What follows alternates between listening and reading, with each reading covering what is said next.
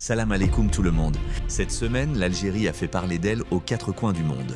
Un pape pose ses valises pour la première fois de l'histoire sur le sol algérien. Une mine de fer géante s'apprête à changer la donne économique du pays. Les élections approchent. En une seule semaine, c'est un pays en mouvement.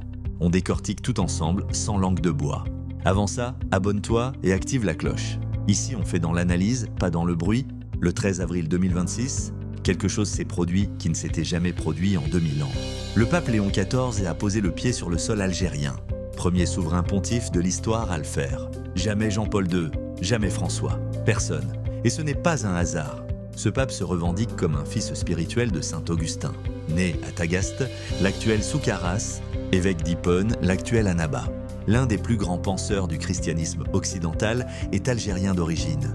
Beaucoup de gens dans le monde ne le savent pas encore. À Alger, il rencontre le président Tebboune, visite le Makam et Shahid puis la Grande Mosquée.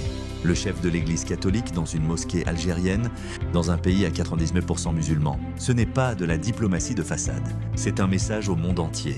Ensuite, direction Annaba sur les ruines d'Hippone, où il célèbre une messe à la basilique Saint-Augustin, classé patrimoine culturel national algérien en 2023. Pas patrimoine catholique, patrimoine algérien.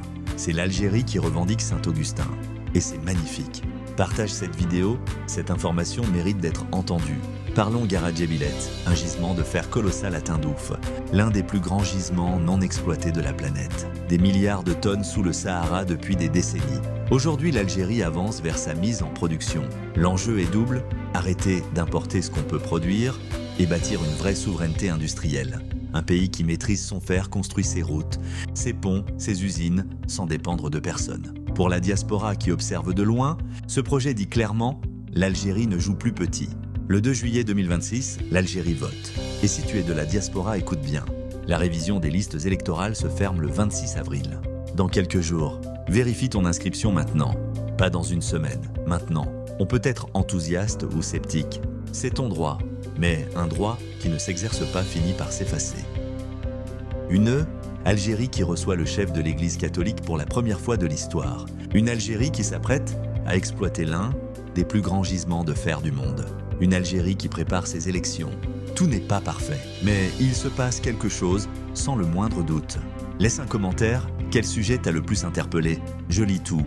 Partage à ceux qui suivent l'Algérie de loin. À très bientôt. Prenez soin de vous